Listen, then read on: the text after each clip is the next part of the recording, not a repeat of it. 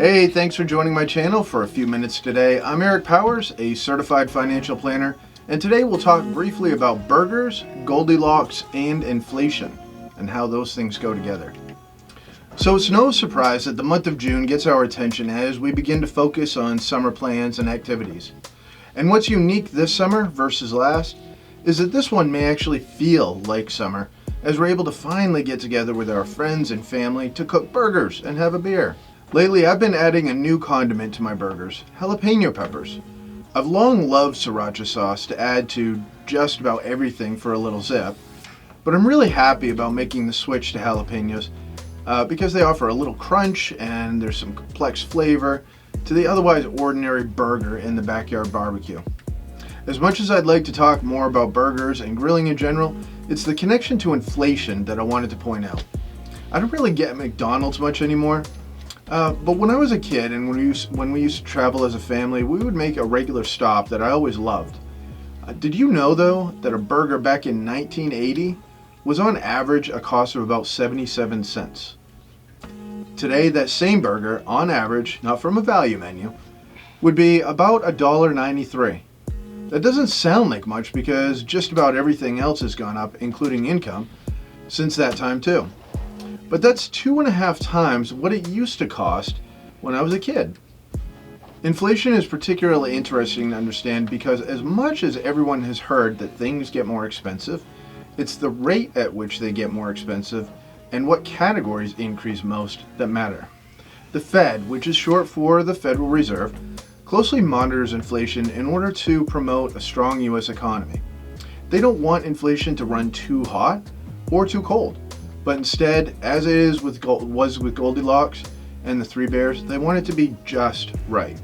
Actually, to be a little more precise, they'd be okay with it being served a little hot and letting it cool down to a nice average temperature.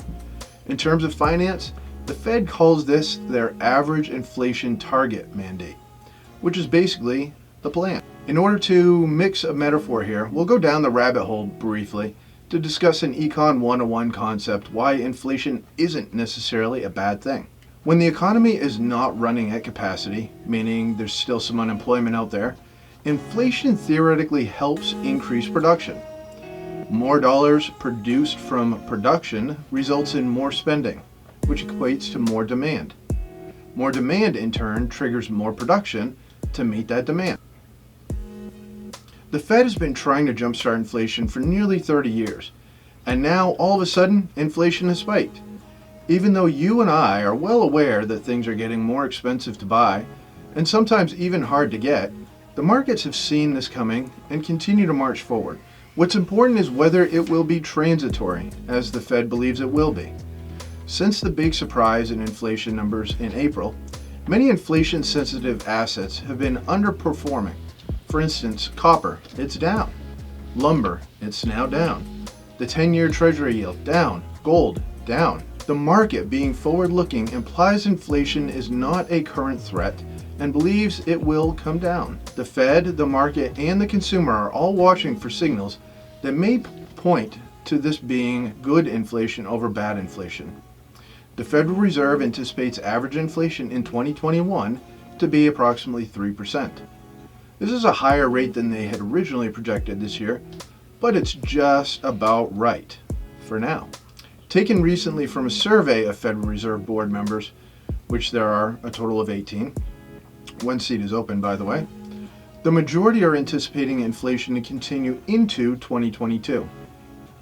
The same survey also revealed that a majority consensus believe that there should be 2 additional rate hikes in 2023, which would be the cooling effect in our Goldilocks analogy earlier.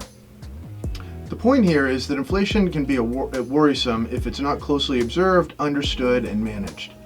Besides watching inflation, breaking down its components, and projecting what each may mean, there are a number of structural factors that have been in place and support the case for its transitory nature and say that it will be just right. If you're interested to talk more about burgers, Goldilocks, inflation, or anything else that's on your mind, feel free to reach out to me, subscribe to the channel, or ask to be added to my e-newsletter. Bye for now.